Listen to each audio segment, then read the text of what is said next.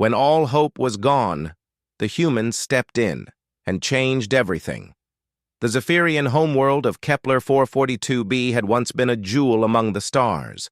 Crystal spires reached toward twin suns, their surfaces reflecting the dancing aurora that painted the sky in shades of emerald and gold.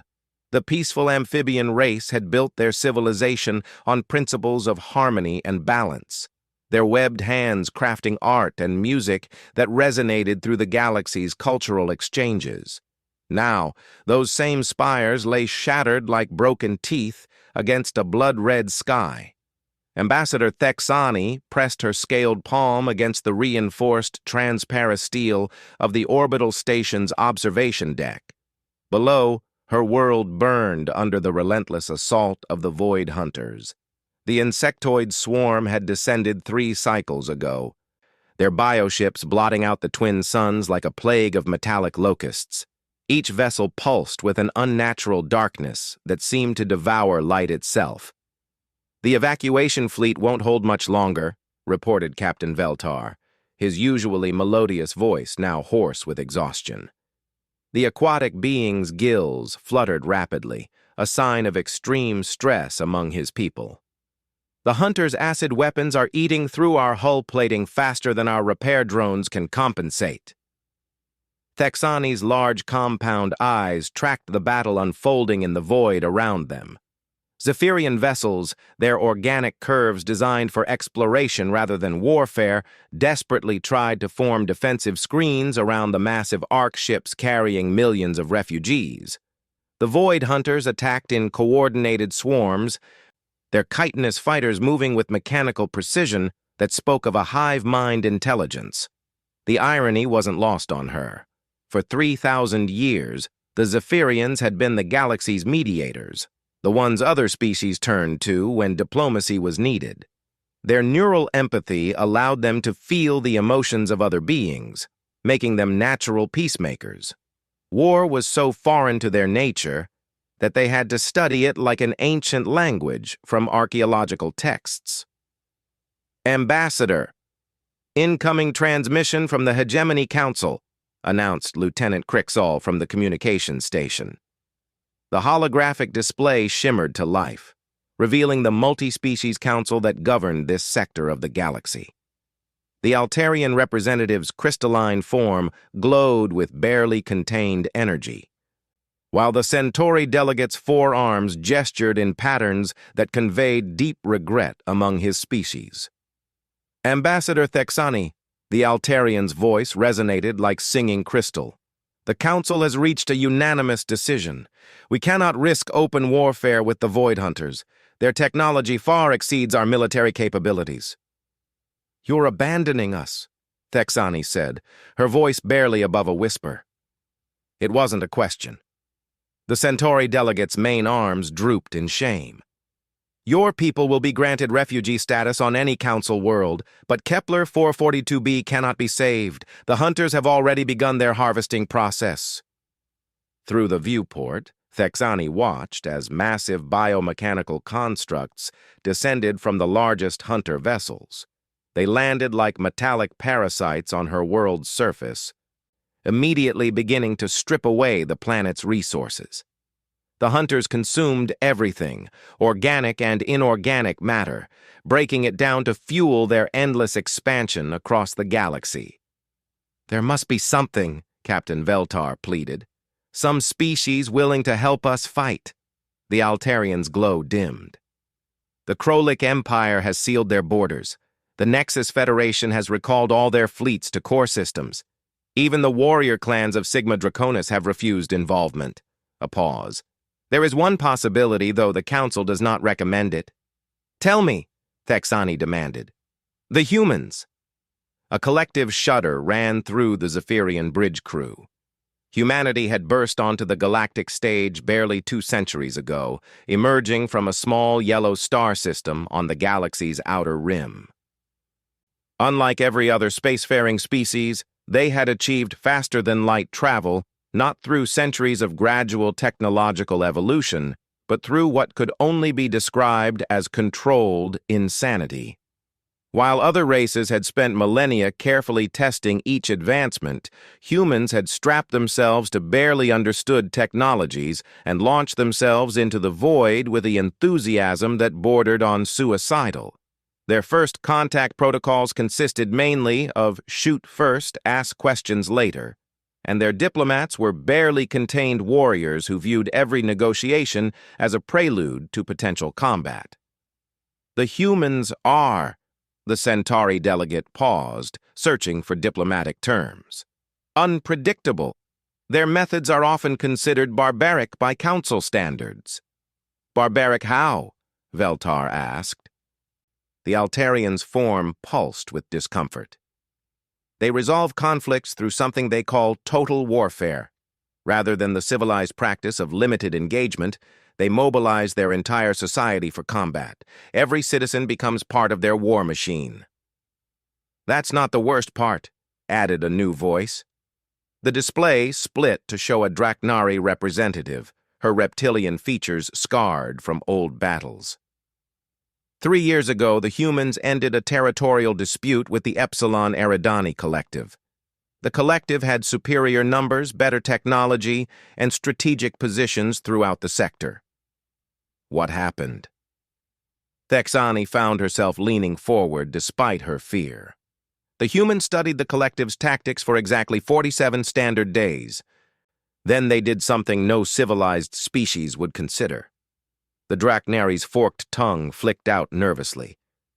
They attacked every collective position simultaneously, not just military targets, but mining operations, trade routes, communication arrays, even civilian infrastructure that could be converted to military use. Genocide? Veltar whispered in horror.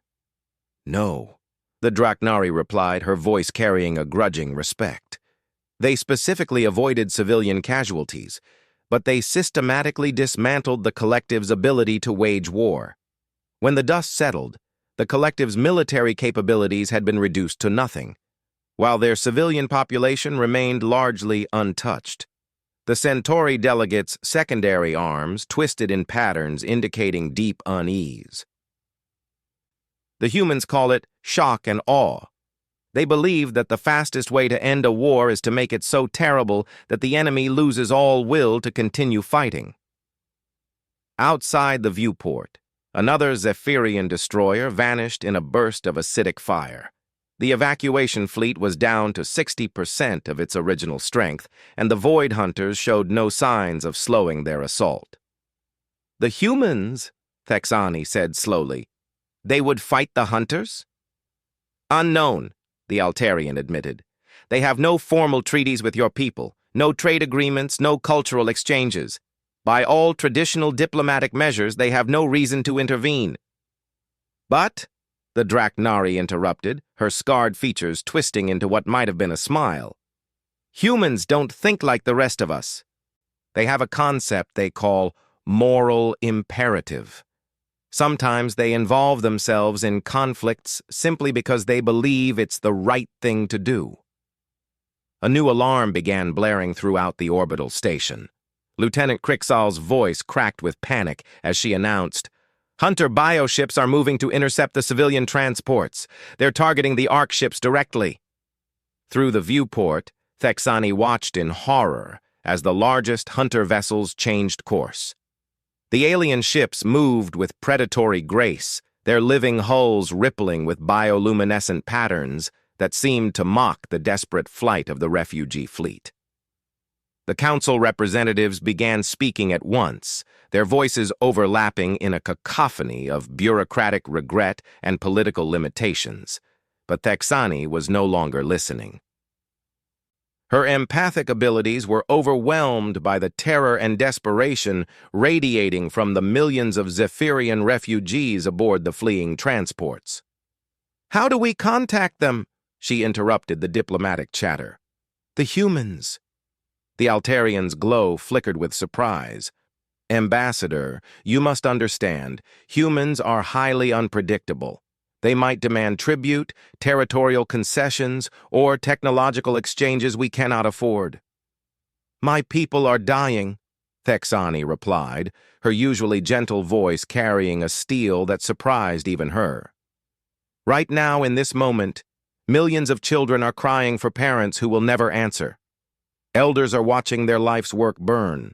Artists are seeing their masterpieces dissolve under hunter acid. What could the humans possibly demand that would be worse than extinction? Silence filled the communication channel. Finally, the Draknari spoke up.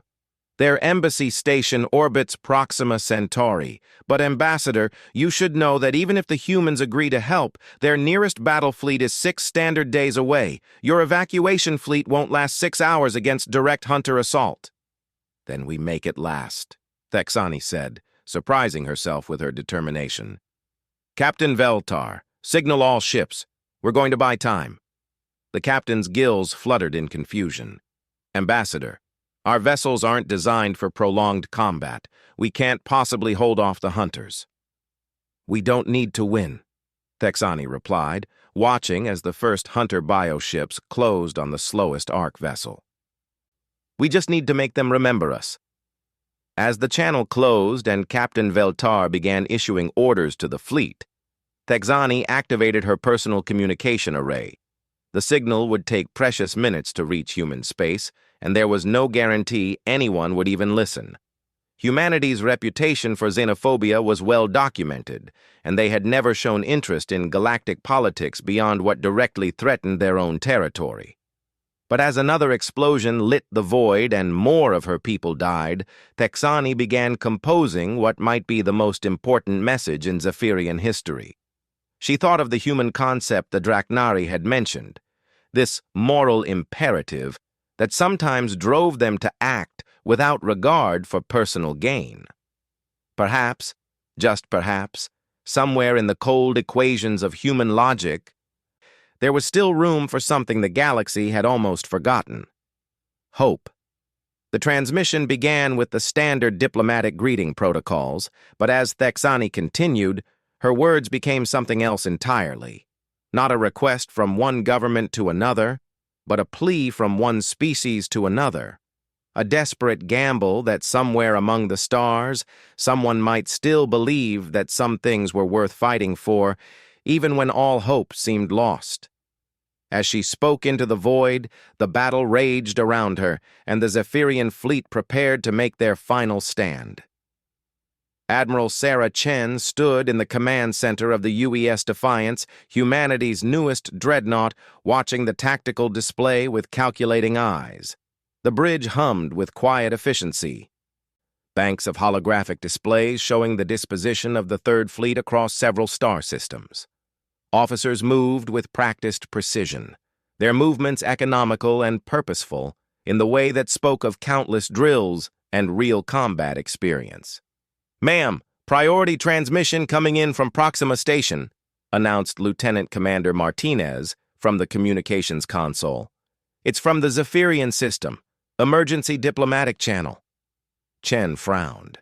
The Zephyrians were known throughout the galaxy as peaceful mediators, the species that other aliens called when they wanted to negotiate rather than fight. In her 15 years of military service, she couldn't recall a single instance of the amphibian race using emergency channels. "Put it through full translation matrix." The holographic display shimmered, revealing the image of a Zephyrian female. Her scaled skin showed the stress patterns that Chen had learned to recognize during her xenobiology training, and her large eyes held a desperation that transcended species barriers. "This is Ambassador Thexani of the Zephyrian Diplomatic Corps," the alien began, her translated voice carrying emotional overtones that the AI struggled to convey in human terms. "I am sending this message to any human authority willing to listen. Our homeworld is under attack by an extragalactic force known as the Void Hunters. Our evacuation fleet is surrounded and taking heavy casualties. The Galactic Council has declared us a lost cause." Chen's expression remained neutral, but her fingers tapped against her command chair's armrest in a pattern her crew had learned to recognize as intense concentration. The Zephyrian continued, "I know humans have no formal obligations to our people. We have never traded with your species, never exchanged cultural delegations, never signed mutual defense pacts. By every measure of galactic diplomacy, you owe us nothing." The ambassador paused, her emotions clearly visible despite the species barrier. "But we have heard that humans sometimes act not from obligation, but from choice. That you have a concept of helping others simply because it is right." The bridge fell silent as the message played out. Ambassador Thexani's voice grew stronger as she spoke. "If there is any truth to these stories, if humanity truly believes that some things are worth fighting for regardless of profit or politics, then I beg you to consider our situation, not as diplomats or politicians, but as one sentient species speaking to another. We are dying, and we have nowhere else to turn." The transmission ended with coordinates, tactical data about the Void Hunters, and detailed information about the Zephyrian fleet's current status. Chen sat in silence for long moments, processing not just the information, but the implications. "Commander Singh," she called to her tactical officer, "analysis of the enemy force composition. Based on the transmitted data, ma'am, we're looking at approximately 300 biomechanical vessels of varying sizes. Their technology appears to be organic-based, possibly sentient ships, rather than traditional constructs. Energy signatures suggest advanced matter manipulation capabilities." Chen's jaw tightened. The Void Hunters were a name whispered in the darker corners of galactic intelligence networks. Extragalactic nomads who consumed entire worlds to fuel their expansion, they had wiped out dozens of species in neighboring galaxies before turning their attention to the Milky Way. "Distance to the Zephyrian system, Navigator Chen?" 6 days, 4 hours at maximum burn, Admiral. "But ma'am, our orders are to patrol the Centauri frontier. Admiral Harrison was very specific about maintaining our position. That was the crux of it. Admiral Harrison, commanding officer of human space forces, had made it clear that humanity's primary responsibility was defending human colonies. They had enough problems with territorial disputes and resource conflicts without getting involved in alien wars." "Ma'am," interrupted Commander Singh, "there's something else. The tactical data shows the Hunters are using some kind of planetary consumption technology. If they finish with the Zephyrian world, they'll have enough raw materials to expand their fleet significantly." Chen studied the navigational charts, her mind running calculations that had nothing to do with mathematics. The Zephyrian system was uncomfortably close to several human trade routes. More importantly, it sat on a direct line between Hunter space and the outer human colonies. "Communications, get me Admiral Harrison on priority channel," Chen ordered. The wait for the transmission to reach Earth and return took nearly 20 minutes. When Admiral Harrison's weathered face appeared on screen, his expression was already thunderous. "Admiral Chen, I hope you're not calling to request permission for some fool crusade based on an alien sob story." "Sir, I believe the situation warrants serious consideration. The Void Hunters represent a clear and present danger to human interests. The Zephyrians are 6 days away from our nearest patrol route.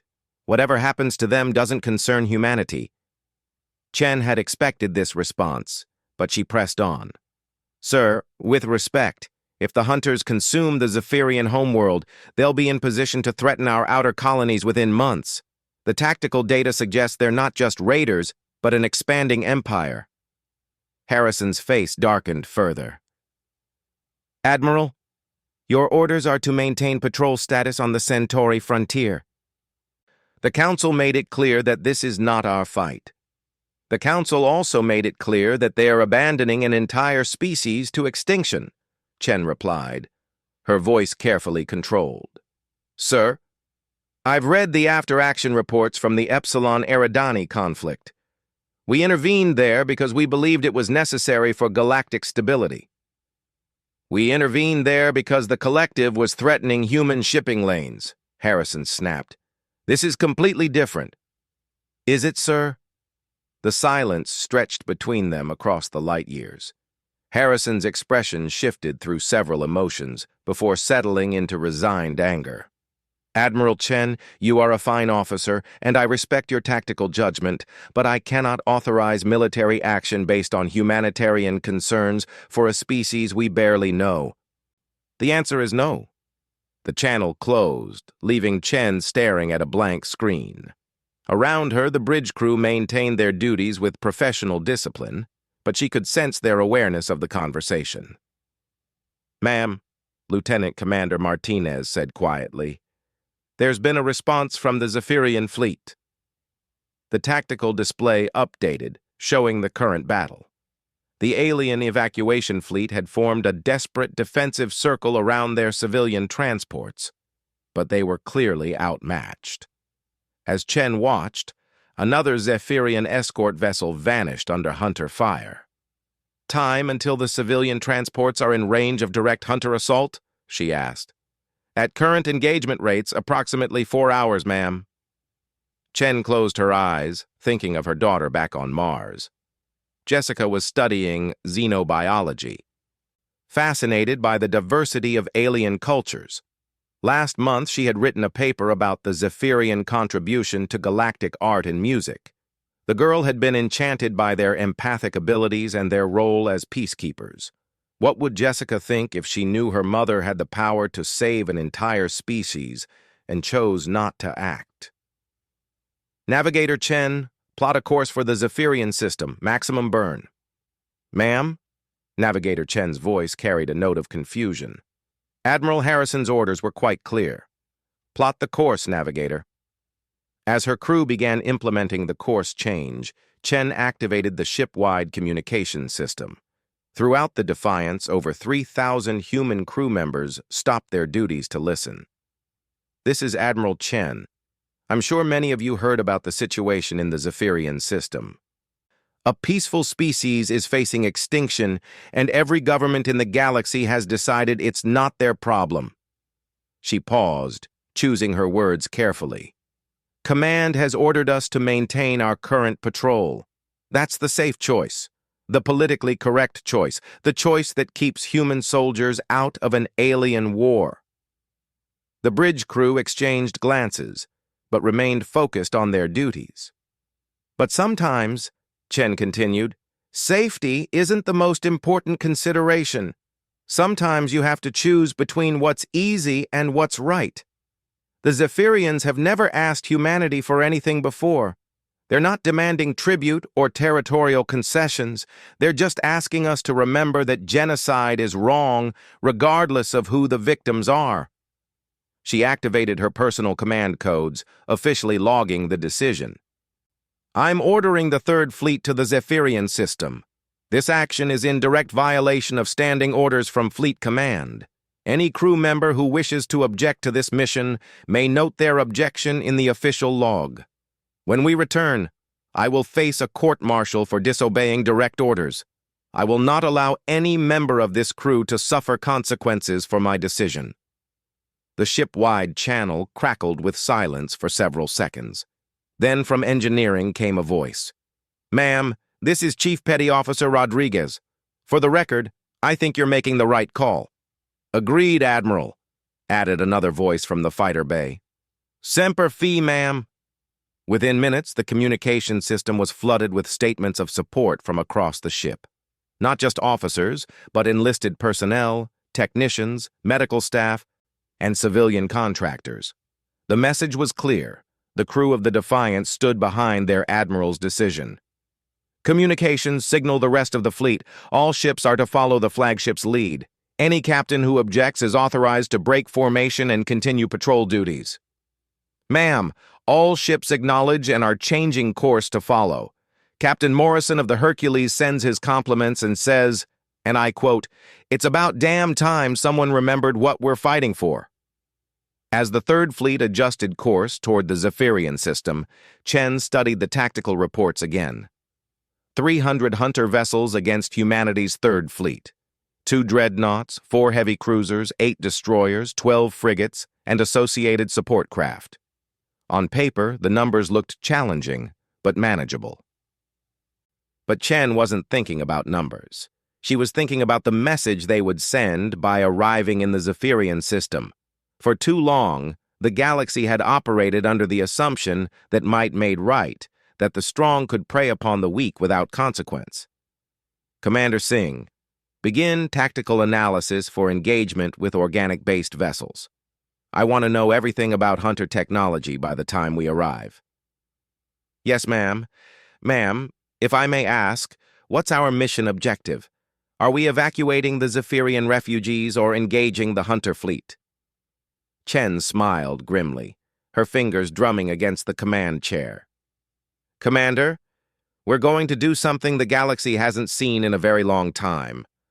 We're going to remind everyone that some fights are worth having, even when you're not sure you can win. As the human fleet accelerated toward an uncertain fate, Admiral Chen composed her own message to the Zephyrian ambassador. It was brief and to the point. Help is coming, hold on. She didn't promise victory or guarantee survival. She couldn't offer political solutions or diplomatic immunity. All she could provide was the assurance that when the Zephyrians made their final stand, they wouldn't be alone. Sometimes, Chen reflected as she watched the stars shift on the navigation display, that was enough. The first thing that struck Ambassador Thexani about humans was how small they were. She had studied the intelligence reports, of course, knew the basic physical specifications. But seeing the human fleet drop out of faster-than-light travel directly between the Zephyrian refugees and the advancing Hunter bioships was something entirely different from reading technical specifications. The human vessels were impossibly tiny compared to the massive Void Hunter bioships, their angular mechanical designs looking almost primitive next to the organic curves of Hunter technology. The flagship, identified by its transmission signature as the UES Defiance, was barely a third the size of the smallest Hunter vessel. I count 26 human ships, reported Captain Veltar, his voice carrying disbelief. Ma'am, our intelligence suggested the Hunter force included over 300 vessels. Through the transparent aluminum viewport of the orbital station, Thexani watched the human formation with growing amazement. Instead of arranging themselves in the standard defensive formations taught at every military academy in the galaxy, the human ships moved with an almost organic fluidity, each vessel occupying a position that seemed random until you realized they were creating overlapping fields of fire. Incoming transmission from the human flagship, announced Lieutenant Crixall. The holographic display activated, revealing a human female in military uniform. Her dark hair was pulled back in a severe style, and her eyes held an intensity that made Thexani's empathic abilities recoil slightly from the sheer force of controlled aggression. Ambassador Thexani, this is Admiral Sarah Chen of the United Earth Navy. We received your message. Admiral, Thexani found her voice catching slightly. You came. We did. I want you to understand something, Ambassador. We don't have overwhelming force here. We don't have superior technology. What we do have is a very simple plan. Admiral Chen's expression was calm, almost conversational. We're going to hurt the Hunters so badly they'll remember this day for the rest of their miserable existence. Before Thexani could respond, the tactical display exploded with activity. The Hunter bioships were advancing in a complex formation that looked like a living organism spreading across space. Their vessels pulsed with bioluminescent patterns that seemed to coordinate their movements. Admiral, the Hunters are deploying some kind of energy web, Captain Veltar reported, his scales flashing with alarm colors. It's surrounding our position. Admiral Chen's image split to show the tactical display on her bridge. We see it, Captain. Ambassador, I need your people to do exactly what I tell you, when I tell you. Can you manage that? Thexani felt the weight of 3 million Zephyrian lives pressing down on her. Yes. Good. All Zephyrian vessels, break defensive formation and scatter. Maximum burn toward the outer system. Don't stop, don't look back, and don't try to help us. Admiral, we can't abandon you, Thexani protested. It would violate every principle of honor we— Ambassador, Chen interrupted, her voice cutting through Thexani's words like a blade. "The best way you can help us is by getting your people to safety. We can't do our job if we're worried about protecting you." As the Zephyrian ships began their retreat, the hunter vessels responded exactly as Admiral Chen had predicted. The bioships split their formation, half pursuing the fleeing refugees, while the other half moved to engage the human fleet.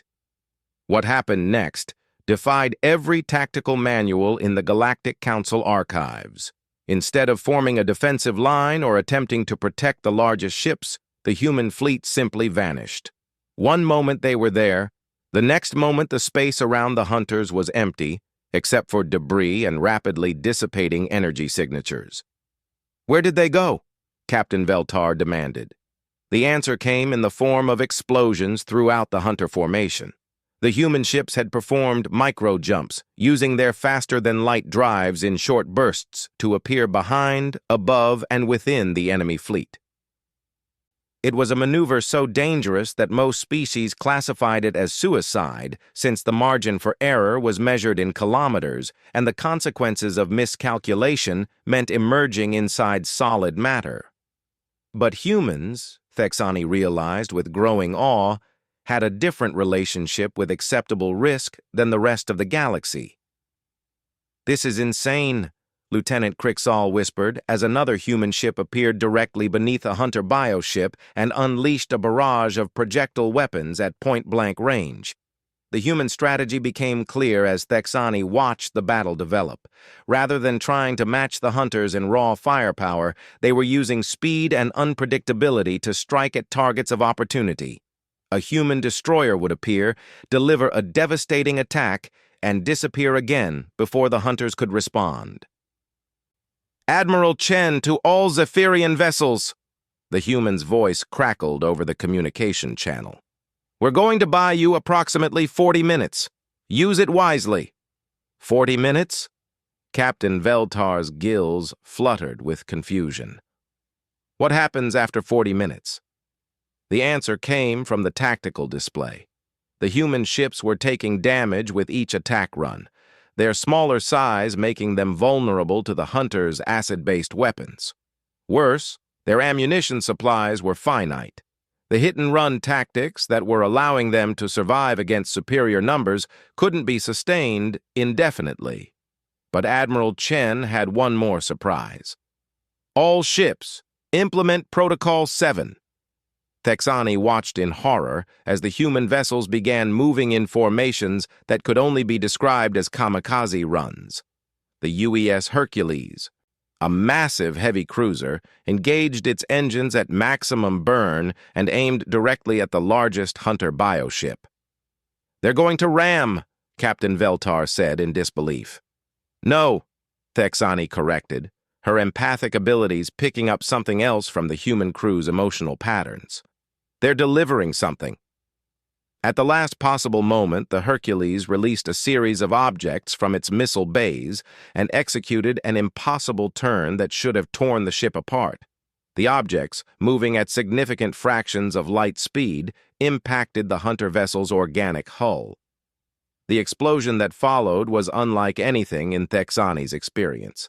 Instead of the normal bright flash of energy weapons, this was something that seemed to eat at reality itself.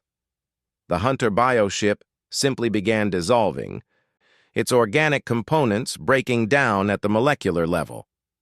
"Human nuclear weapons," Admiral Chen's voice explained calmly, "specifically designed for organic targets. We spent the last 6 days studying your tactical reports and developing appropriate countermeasures." The other human ships began executing similar attacks, each vessel sacrificing itself in controlled collisions that delivered nuclear payloads directly into the hulls of hunter vessels. It was warfare stripped down to its most basic element, the willingness to trade lives for tactical advantage. But the humans weren't throwing their lives away carelessly. Each attack was precisely calculated to cause maximum damage to the hunter fleet, while giving the attacking ship's crew the best possible chance of survival. Emergency pods ejected at the last second, Fighter craft served as impromptu rescue vehicles, and the larger ships used their final moments to create debris fields that hindered hunter movement. "This is impossible," Lieutenant Crixall breathed as another hunter bioship succumbed to human nuclear fire. "They're outnumbered 10-1. "They're not trying to win," Thexani realized suddenly. "They're trying to make the hunters pay such a high price that they'll think twice before attacking anyone else." The truth of her words became apparent as the battle progressed. The hunters were winning in terms of pure numbers, but their losses were mounting far beyond what any reasonable military commander would consider acceptable. Worse, the humans were targeting the largest hunter vessels first, eliminating the capital ships that represented years of biological construction. Admiral Chen's image reappeared on the communication channel, her uniform now bearing the scorch marks of battle damage. Behind her, Thexani could see human crew members working frantically at damaged control stations. "Ambassador, how's your evacuation proceeding?" 90% of our civilian population is clear of the immediate area," Thexani reported. "Admiral, your losses are acceptable," Chen cut her off. "Ambassador, I want you to transmit this battle to every species in the galaxy. Make sure they understand what they're seeing." "I don't understand." Admiral Chen's smile was cold and sharp. "Genocide has consequences. The hunters need to learn that some species bite back." As if summoned by her words, a new alarm began sounding throughout the hunter fleet. The bioships were receiving new signals, transmitted from somewhere beyond the system's edge. Through the tactical display, Thexani watched as the hunter vessels began withdrawing from combat. "They're retreating," Captain Veltar announced in amazement. "No," Admiral Chen corrected, her expression grim. "They're regrouping. This was just their advance force." The communication channel carried a new voice, translated from hunter biofrequencies. "Human vessels, identify your species designation and territorial claims." Admiral Chen's response was immediate. "This is Admiral Sarah Chen of the United Earth Navy. We claim no territory here. We're defending civilians from extermination." "Irrelevant. Withdraw or face total annihilation." The silence stretched across space as every being in the system waited for the human response. Thexani found herself holding her breath, her empathic abilities overwhelmed by the complex mix of fear, determination, and grim satisfaction radiating from the human crews. "Hunter Command," Admiral Chen's voice carried across the void, calm and utterly without compromise. "Let me explain something about humans. We don't like bullies. We really don't like genocidal bullies. And we absolutely despise genocidal bullies who think they can intimidate us." She paused, letting her words sink in before continuing. "So here's our counteroffer. You can leave this system now, with what's left of your advance force, and find easier prey elsewhere. Or you can stay and discover exactly why every species in this galaxy considers humans to be dangerously insane." The response came not in words, but in action. The hunter fleet's main force began emerging from faster-than-light travel at the system's edge.